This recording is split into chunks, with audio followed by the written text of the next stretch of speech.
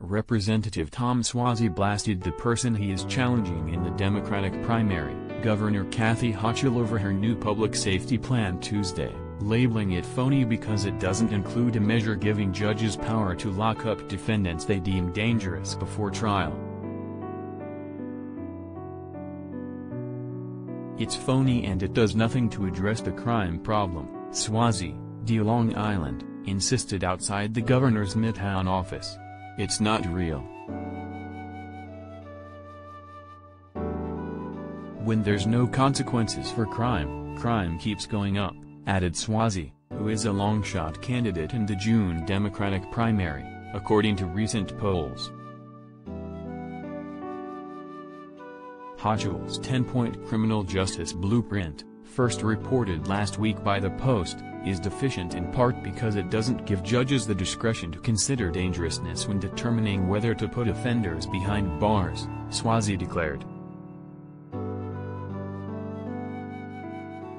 Suozzi, Mayor Eric Adams and other moderate Democrats, Republicans and judges have for months called on Albany lawmakers to revise state law to impose a dangerousness standard to allow judges the power to remand those accused of crime they deem a threat to others.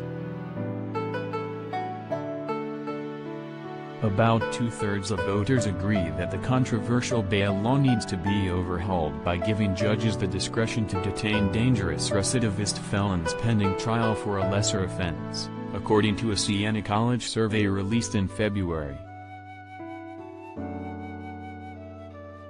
Under the bail reform laws signed in 2019 by then-Governor Andrew Cuomo, judges can no longer order defendants charged with most misdemeanors and non-violent felonies to post bail before being let out. The bail reforms were slightly rolled back in summer 2020, when state lawmakers made a number of charges deemed ineligible for bail under that law qualifying offenses again. Following an increase in serious crimes and a series of high-profile offenses committed by recidivists, Hochul proposed a public safety package including changes that will make additional crimes bail-eligible in New York. The sweeping blueprint includes a measure that would give judges more discretion to order bail and detain criminal defendants for a host of additional crimes based on their criminal history, including repeat offenders.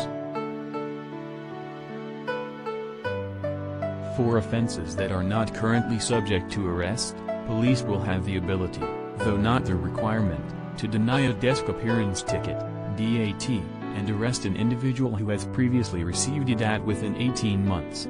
All second offenses within a certain period of time will be bail eligible, reads a copy of Hochul's memo, which she'll negotiate to include in her $216 billion budget proposal due April 1. The statute will set forth specific criteria on which judges will base their determinations, including criminal history and history of firearm use/possession. Crimes against strap hangers and transit workers will also be subject to bail, and more gun crimes would also be eligible for bail, according to the memo. But the plan, which Hochul confirmed Monday she presented to top state lawmakers as her position on a slew of criminal justice-related matters, does not allow judges to consider the dangerousness of pre-trial defendants before deciding the terms of their release. Governor Hochul has treated crime as though it's an afterthought, he claimed Tuesday afternoon, when in reality there is a crisis going on that demands immediate comprehensive action. Standing with Suozzi at the news conference, Deborah Koenigsberger, owner of Noiret Blanc and Flatiron, complained of a surge in thefts and said she never felt as unsafe as I do now. I've been robbed 4 times, they've broken into the store at all hours of the morning. The police come, they respond, but at the same time, they respond, okay, if we catch these guys you know they're really not going to do anything, because the judges, you know, their power has been restricted, she fumed. The daily pilfering, the daily crime, it's really just up. Small businesses every day are being crushed, Konigsberger added. We cannot afford to all hire security guards to watch out for our merchandise when you have 900 square feet and you can barely afford your 2 employees. Additional reporting by Craig McCarthy.